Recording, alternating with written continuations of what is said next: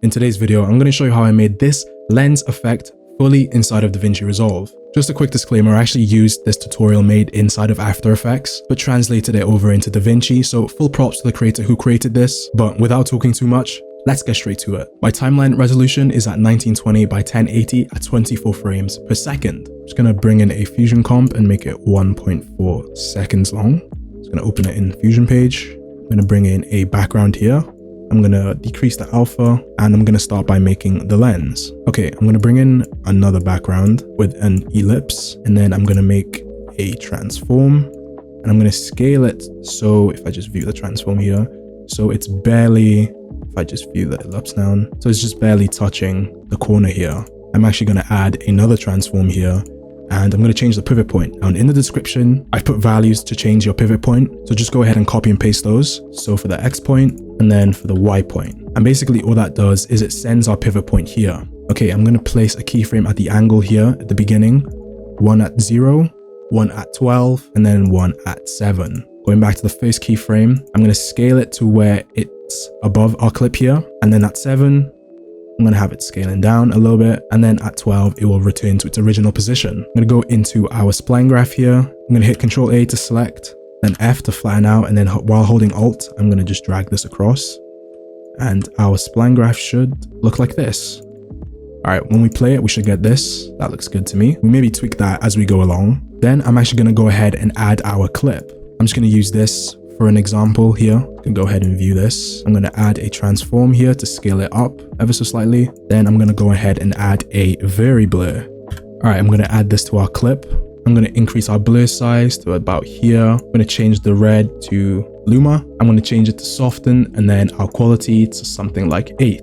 Okay, so the vari-blur is blurring all of our image. We're going to go ahead and make a matte to tell the vari-blur where exactly we want it to blur. I'm going to do this by adding a background here. I'm going to split our viewer, put this into the second viewer. I'm going to go over into type and make this gradient, and then gradient type, make it radial. We're going to select our screen here and just hit Control G to bring up this guide here. And we're actually going to bring the point so it's touching the middle. Somewhere like that will do. I'm actually going to increase the size just a tiny bit. And then I'm just going to go ahead and connect this to our vari-blur. The black point is basically where there's no blur, and then the feathered edges is where it's applying the blur. So the whiter the matte is, the blurrier it gets. And we'll actually be adjusting this as we move on. Okay, we're going to go ahead and actually connect these now. I'm going to bring in a background here and connect this to our background and then decrease the alpha to 0. I'm going to move this over to the side here. And then I'm going to put the merge into our output, just like so. Okay, when we go ahead and play, we can see our mask is in action. Okay, so in order for the blur here to be moving with our transform, we're going to go over to our transform here and click Control C. And then we're going to make an instance by clicking where we want it to be, hitting Control Shift V to paste, and then connecting the instance. As you can see now, our blur has been added to the transform. All right, so we're going to go ahead and play this so you can see that the blur is also moving with the transform. As you noticed, when playing, we can see that the blur isn't covering the whole image. As you can see here, we want the blur to cover the whole image. We're going to go to our background here and add a transform and just scale that up till it fits. I'm actually going to go ahead and select all of this and bring this up here. I'm actually going to add a pipe router here by hitting Alt and clicking. Just for organizational purposes, we won't be using the pipe router. In order to give the lens effect, in the description, there's a link to a Google Drive where you can download the displace. I did get it from another creator, but unfortunately I couldn't find that tutorial. So if I do, I'll go ahead and link that instead of the Google Drive. But just go ahead into the description and download the displacement. I just like using this displacement a little bit more. Okay, I'm going to go ahead and do the same thing here, but for our displacement. Just going to go ahead and copy this, paste it here. Okay, going over into the displace, I'm going to type in 1.906, which displaces it like this. I'm going to go ahead and actually pull this into our second viewer, add a transform here, and then add our instance here. Okay, so going back into the beginning here, I'm going to do the exact same thing. Just going to go ahead and scale this up. So then now when we play, we have our lens effect. Okay, I'm going to go ahead and actually make the border of the lens here going up back, adding another background, connecting this, then adding a ellipse, and then increasing the border width like so. I'm actually then going to go ahead and add another transform. I'm going to go ahead and add the instance again. So Control C and then Control Shift V to paste, and then going to frame 3 and scaling this up. Go ahead and just play around with the values here. Okay, this looks pretty good to me. I'm gonna go ahead and soft edge it just to feather it a little bit. Now I'm going back to the start. We can see that the feather is visible. So just clicking any of the instances, we're gonna go ahead and increase the angle. Okay, that looks pretty good to me. I'm gonna go ahead and actually increase the size of this. Okay, so in the bottom here, just above our clip, I'm gonna go ahead and add a prism blur. I'm gonna decrease the blur strength, decrease the distance, and then going over into settings here, I'm just gonna deselect R to give it that nice chromatic aberration. You can go ahead and play around with these. We're gonna go ahead and actually add a vignette above the prism blur. By doing that, we're gonna go ahead and add another background node here, scaling that up, clicking invert here. I'm gonna feather that like so, and then decrease the level. And we should get a nice vignette there. Before I forget, I'm actually going to do the same for our vignette over here.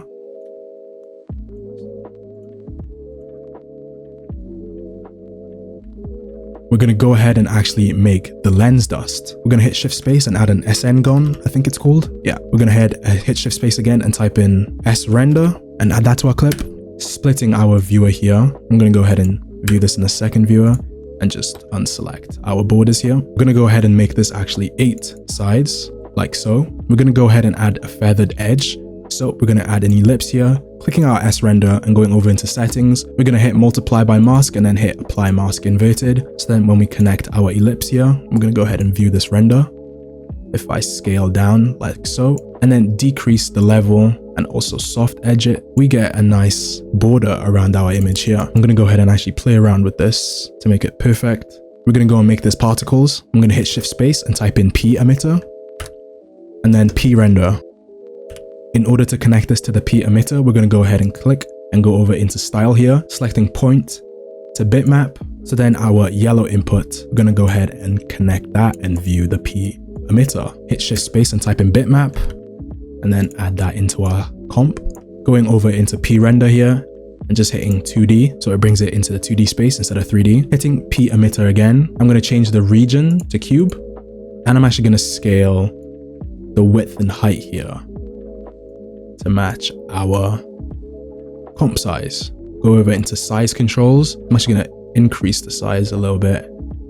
And then in the size variance, I'm going to increase it pretty much all the way.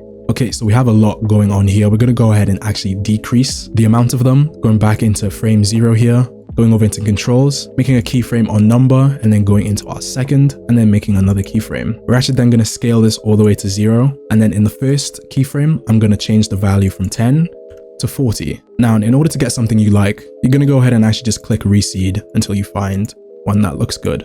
Okay, I think this looks pretty good to me. I'm actually going to go ahead and click P render and type in shift space and then type in directional blur. Viewing the directional blur here, I'm going to change the angle to be something like this. I'm actually going to go ahead here and bring this above, selecting this over and bringing this down.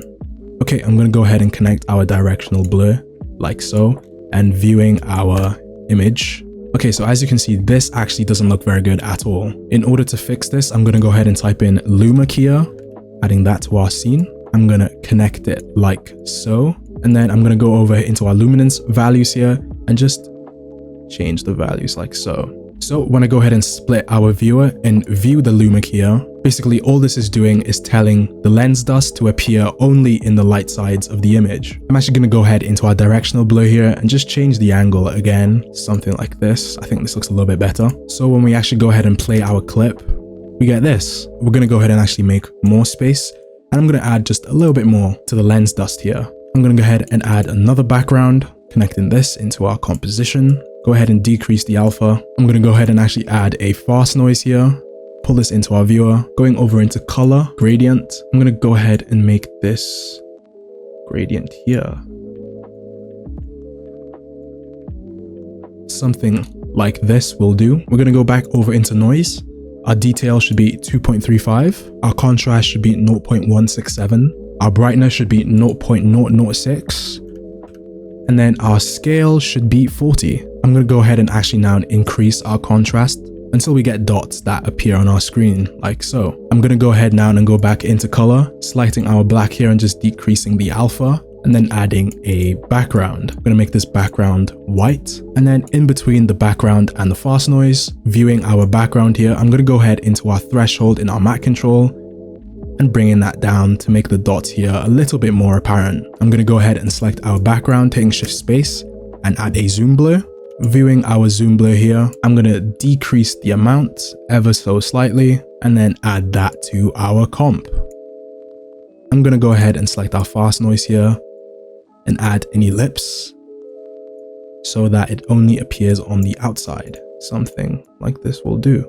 I'm gonna go ahead and actually maybe even decrease the bend. Okay, so in order for them now to follow the path, again, we're gonna go ahead and select our instances like so. And then I'm gonna go ahead and increase the size so it fits the screen.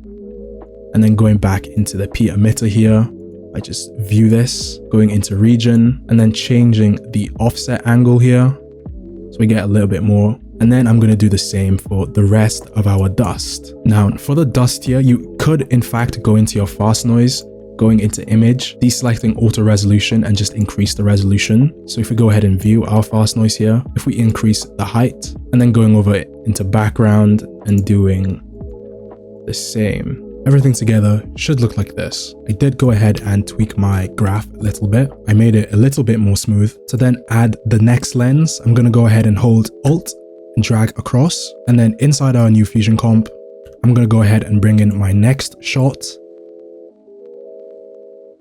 And then I'm just going to resize this and center it. I think that looks good to me. I'm also then going to go ahead and change the random seed just to get a little bit more variance. I'm going to pull this inside. I'm going to play around with the luma here. And then also I'm going to change the sheath rate of our dust here. So then we should get something that looks like this. If you want more tutorials like this, go ahead and follow me on all my socials, dropping a like and subscribing. Also, if you want to see how I did this edit inside of DaVinci Resolve, I made a full breakdown. Just go ahead and click the top right and it will send you to that video.